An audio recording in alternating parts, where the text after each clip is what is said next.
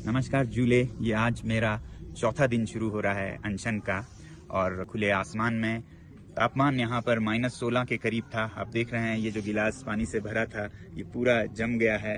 और इस गिलास में तो एक विज्ञान का अनुसंधान हो गया है। ये भरा हुआ था कल रात को, अब ये उठकर ऊपर हो गया है, यानी कि जमने पर पानी का परिमाण वॉल्यूम बढ़ जाता है। इससे दिखता है टेबल पर जो पानी गिरा वो सब जम के ऐसा हो गया है।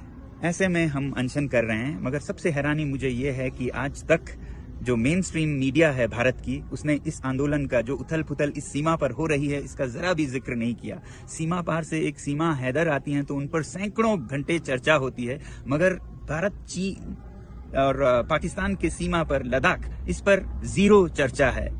आपको पता है, मेरे ख्याल से तो आज भारत के इस सीमा पर हमारे सैनिक सबसे कमजोर स्थिति में हैं, क्योंकि यहाँ पर सबसे बड़े लड़ाकू माने जाते हैं लद्दाख स्काउट्स, सिख रेजिमेंट्स और गुरखा रेजिमेंट्स। आज लद्दाख के सैनिकों का मनोबल टूटा है, ठेस पहुंचा है, क्योंकि लद्दाख को न लोकतंत्र दिया गया है न संरक्षण।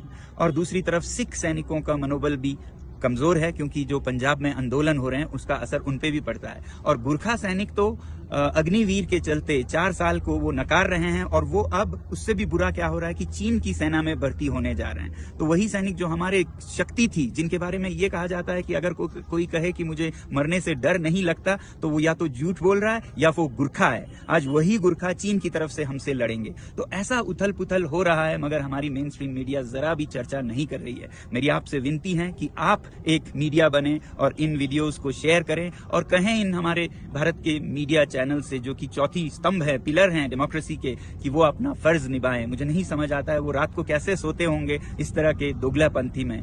मुझे उम्मीद है कि आप सब लद्दाख का समर्थन करेंगे, भारत के सीमा की सुरक्षा का समर्थन करेंगे, क्योंकि लद्दाख के संरक्षण में ही भारत की सुरक्षा है।